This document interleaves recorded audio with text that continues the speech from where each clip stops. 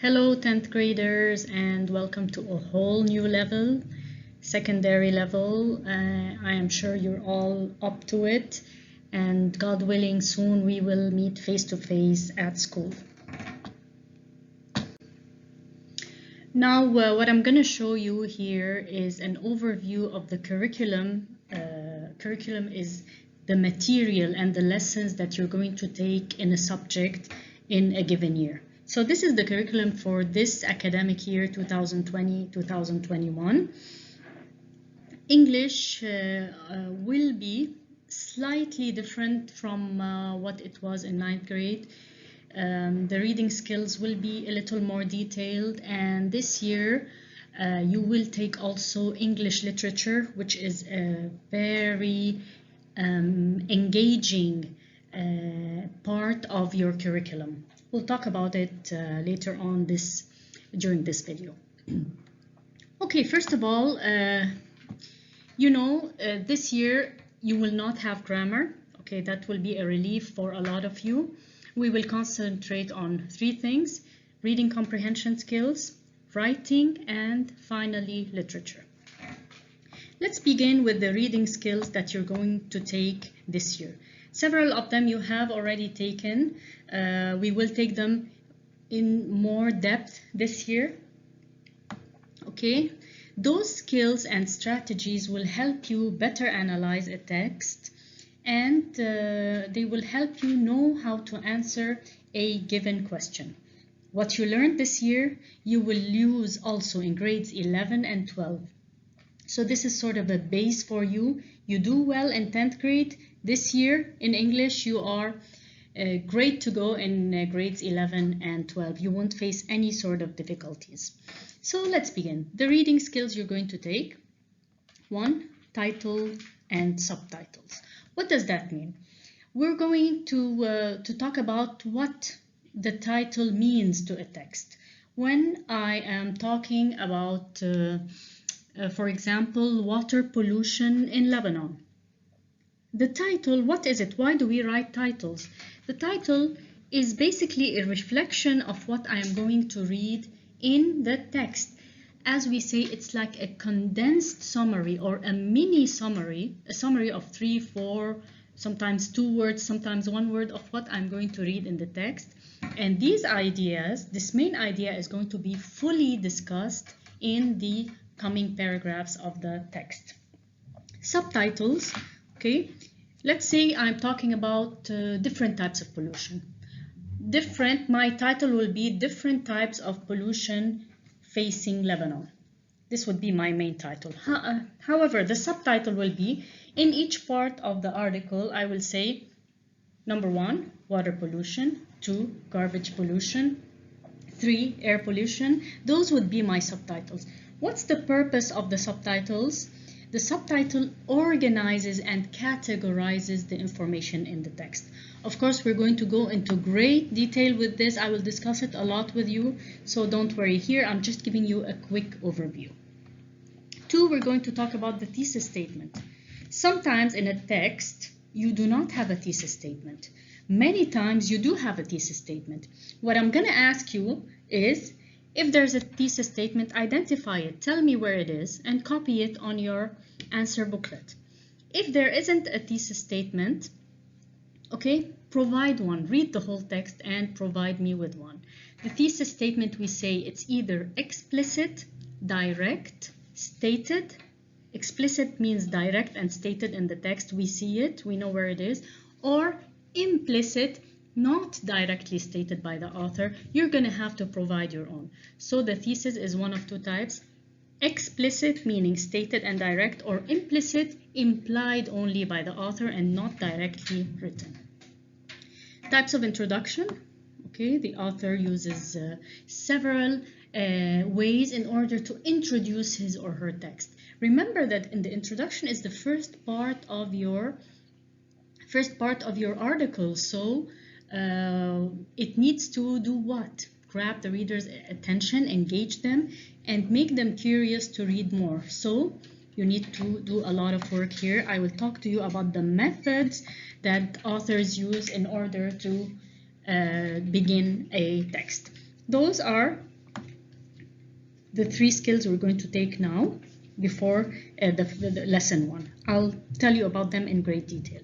We're going to talk about something called patterns of organization, how an author organizes his ideas. Is it in a given paragraph? Is it a cause-effect pattern? Is it a question-answer pattern? Is it a problem-solution pattern? We'll go into detail later on. Thematic relationship between paragraphs. How does the author link paragraphs together? What does he use? Also, you will see the different ways. Audience. When the author wrote the article, what audience did he have in mind? The word audience means the people who are supposed to read this article. Okay? Who did he have in mind? If you're writing an article about pollution, who do you have in mind? Are you addressing or talking to certain scientists? Are you talking to certain governments, certain officials? This is what we mean. Author's tone, how the author sounds in a given text. Author's purpose, why the author is writing a given text. Of course, you took this in previous years. We'll talk about it in detail. Summarize and paraphrase. Of course, you did those before, but this year we're going to learn how to summarize something formally. There is a specific way in which we have to summarize starting grade 10. Very easy. You just have to follow 3 steps and then you have a good summary. Types of supporting evidence. Remember, when you are writing an article for a book or an article for a magazine or a certain text, scientific text or whatever, you need to support your ideas with evidence. It's not enough that I say that wildfires are a huge issue in Lebanon. Okay, prove it. I don't believe that they are a huge issue. Okay, what I'm gonna do is provide you with statistics of the amount, the number and magnitude of wildfires that occurred in Lebanon in the previous 3 or 4 years, let's say. What am I doing here? I'm giving my audience supporting evidence so that they would believe me, so that I would be credible and believable to them. Okay, my text or my article is credible. Analyze a chart. Of course, we did that last year. Nothing different at all. Okay, the same steps. Remember, we analyze a chart, a table, or a graph in 3 ways, all in one paragraph. We'll discuss it. Types of linking hooks. Again, how an author links his ideas or her ideas in a paragraph or between paragraphs. Figures of speech, simile, metaphor, personification, etc. Mainly, we're going to use this in literature. Okay, so this is it concerning the reading comprehension skills and strategies across the full year. So you're going to basically have like 4 skills in every semester, nothing much. Okay, we'll discuss them a lot. We'll do a lot of practice. Okay, moving on. Writing strategies. What will we learn to write? Which types of essays will we write this year? First of all, you're going to learn what an essay is. Okay, again, we're not going to learn it. Of course, we're going to revise it together. What makes an essay? What are the parts of an essay? I'll go through them with you again when we begin. You're going to identify the different types of writing. Of course, we have different types of writing: expository, persuasive, narrative, descriptive. Okay? Of course, we're going to take the expository essay, which is an essay that provides information. It's an objective essay that gives you certain types of information. Types of expository that will be taken: cause, effect, problem, solution, advantages and disadvantages, and illustration and example. What do I mean by illustration and example essay? Okay, it's a sort of expository essay where I'm giving information about something, let's say like COVID. I want to write an expository essay about COVID-19. What do? I talk about it, I define it. What is COVID-19? When did it appear? Where did it appear? What are its symptoms? What are the things that it leads to? Here, what am I giving? An illustration and example essay about COVID-19. Okay, so this is this type of essay. Then you will, after that, directly you will learn how to write a case study. As the name says, we're going to discuss and write about one specific case. Okay, not like water pollution in general, okay, or light pollution in general, or teenage anxiety in general. I'm going to talk about one specific case dealing with a certain theme. For example, I will talk about a polluted city like Beirut. Okay, I will take the case of Beirut, the specific case of Beirut, or Beijing, for example, or any other city that has high levels of air pollution, and talk about this city, what's happening there, what are the levels of pollution, what are the authorities doing, what are the solutions to this issue, etc. Of course, there are specific ways which we write this essay. A certain river, for example, I'm going to talk specifically about the Litani River, okay, or the Asi River.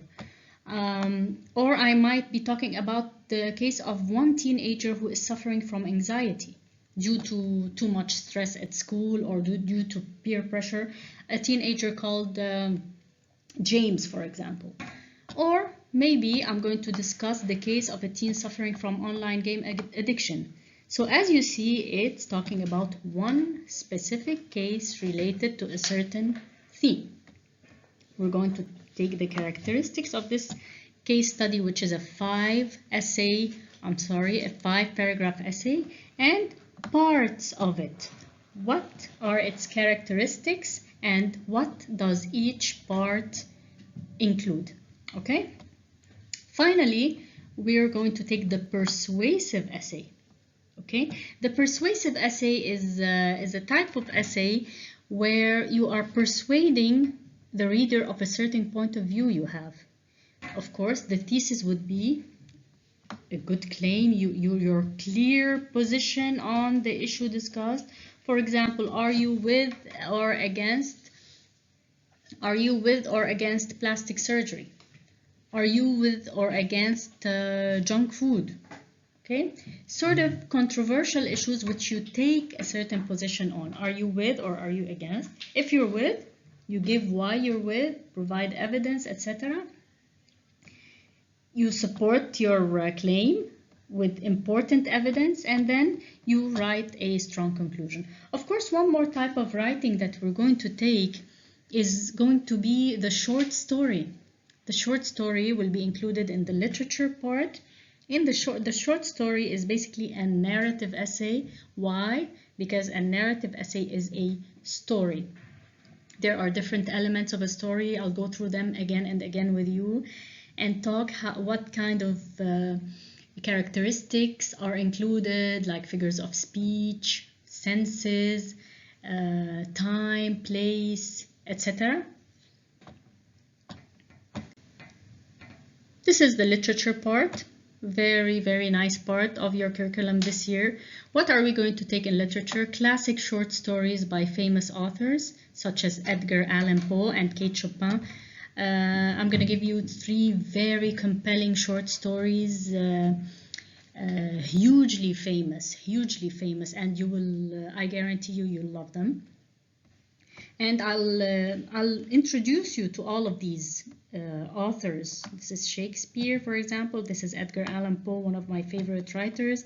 Maya Angelou, also a great poet, and Robert Frost, a great poet, very well known, very highly admired. Then we're going to take, okay, first of all, short stories. Then we're going to take classic and modern poetry. Classic, the old poetry such as the ones written by Shakespeare and Edgar Allan Poe, and modern or contemporary poetry, beautiful poetry written by people like Maya Angelou and Robert Frost.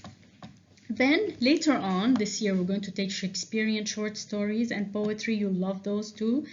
We're going, of course, as I said before, we're going to talk about the elements of short stories, how we write a short story, okay, and the elements and characteristics of different types of poetry. Of course, you're gonna learn how to write your own poetry, and I'm really looking forward to reading some of your poems, of course, all of your poems.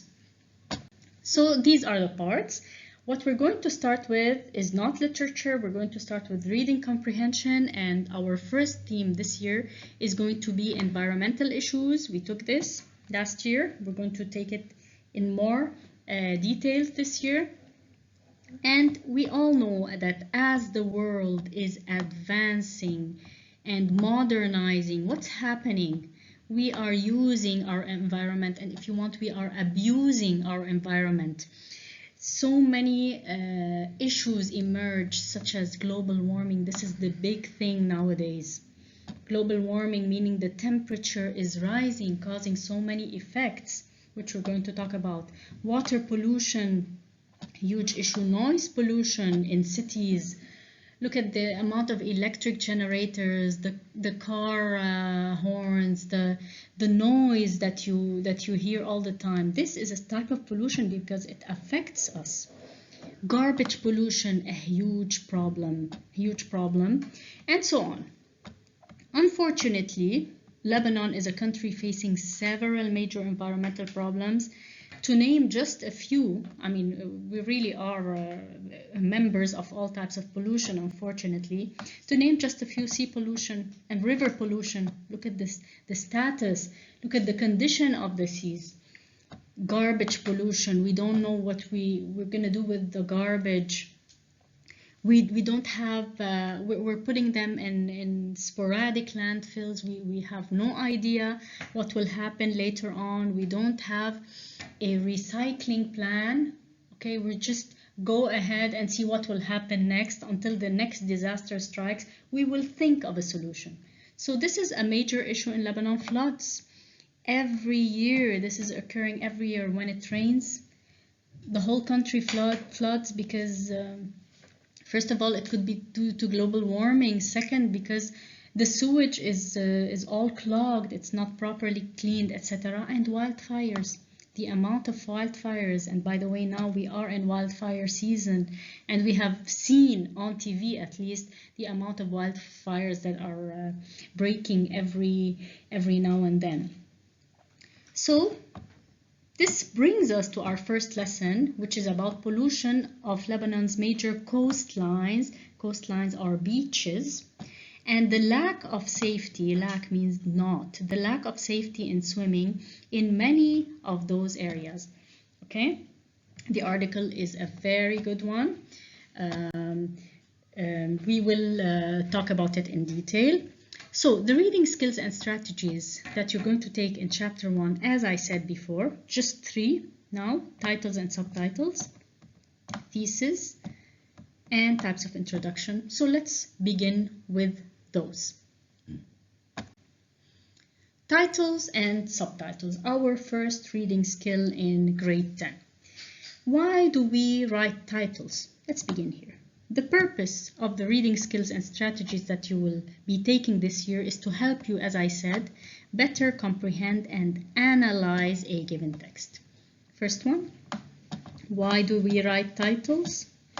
A title is written by authors to identify their work. What am I reading?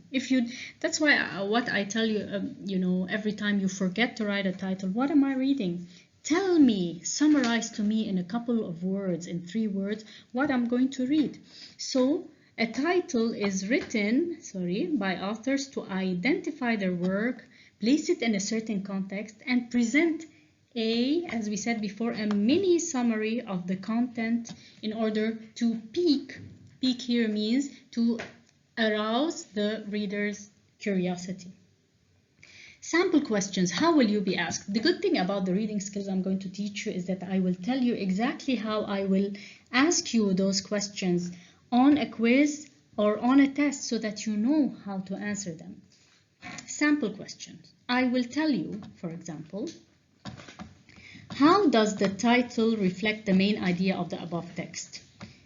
let's say the title is Litani's water pollution, since we're talking about water pollution in this chapter. You will say the title, you will write it, Litani's water pollution, is a condensed summary. If you want to write mini summary instead of condensed, no problem. Condensed summary of the main idea of the text, which is further developed and explained in the body paragraphs. Full stop. Okay? Or you can say the title is Litani's water pollution is a reflection of the main idea of the text, which is, you need to tell me what that main idea is to have a complete mark. Another way I might ask you the question, do you find the writer of the above article successful in his or her choice of the title? Explain. Generally, you would say yes, unless I purposely put a horrible title. Yes, the author is successful in his or her choice of the title Litani's water pollution, since it reflects the main idea of the text, which is about the water pollution issues of the Litani River. These ideas are fully developed and explained in the body paragraphs. Now, coming to subtitles, we talked about that previously. Why does the writer use subtitles? What purpose do the subtitles serve? As I said, they categorize or organize your ideas. Here, the subtitle adds more information and facilitates or makes easier the reader's work and guides the reader to understand the text better by dividing it into subcategories or categories, or different categories if you want. In the text entitled Health Effects of Air Pollution in Beijing, I'm giving you a certain text, the author gives the subtitles Surge in Asthma and Other Allergies. So this is the, let's see here, this is the author's main title here, Health Effects of Air Pollution in Beijing. Now the subtitles would be, what are the effects? I want to categorize my work. Surge in asthma and other allergies. Asthma, you know that allergy where you have shortness of breath. Increase in rate of lung cancer, and finally birth defects. Okay, I present my article, present my introduction, etc., and then say the subtitle, Surge in asthma and other allergies. I write about this. Then finish, increase in rate of lung cancer, I write about it. Birth defects, I write about it, the numbers and what's going on. He explains each of those effects in a different subcategory. Okay, so this is what a subtitle is. Of course, you've seen those in several texts, and you're going to see those in texts given to you this year. Now, moving on, the second skill, very important skill you're going to learn more about this year is the thesis statement. As I said, it could be either explicit, which means that it's directly stated. Yeah, teacher, this is the thesis statement. You copy it on your answer booklet. Or it's not there, it's implicit. When it's implicit, I will most probably ask you to write your own. How do you write a thesis statement? Of course, the thesis statement, what is it? It's the main idea of the whole text. You have to read it well, come up with the main idea, and give it to me as an answer. Okay, so explicit is direct and stated. Implicit is not directly stated. It's absent. It's not there. How do I ask you such a question? Sample questions related to the thesis statement. Which sentence reflects the thesis statement? Justify your answer. Or I will say, identify the thesis statement in the opening paragraph. Why does the writer place it where it is? When I ask it to you this way, most probably there is a thesis statement. Okay? This is your answer. The last sentence of the text acts as a thesis statement for the text entitled. Entitled means having the title, Eating Disorders Among Teens. Since you have to justify, explain. Why do you think this is the thesis statement and not another sentence? Since it introduces the main idea of the text, which is about different types of eating disorders that teenagers can suffer from. Such an idea, very nice to write that, such an idea is fully elaborated. Elaborated means explained in the body paragraphs. There you go, you have a perfect answer. All of those skills are in your ebooks, and I'm going to send them to you, or the school will most probably give you the link to the drive for the ebooks. They are all included in your book. I included each and every one of them. Okay, so whenever you want to answer a question, you can refer back to them. Now, another way I could ask you about the thesis, the opening paragraph of the above text does not seem to contain a clear thesis statement. Reread the paragraph and skim through the text to supply your own thesis statement. Finally, the thesis statement in the above text is implied or not directly stated. Skim through the text and supply an appropriate one. How would you answer? An appropriate thesis statement would be, you write it here, this thesis statement reflects the main idea of the whole text, which focuses on, of course you need to write the main idea. Such an idea is fully elaborated in the body paragraph. Now, the third and final skill that I'm going to give you now is types of introduction. The introduction, as we all know, is the first part of a text.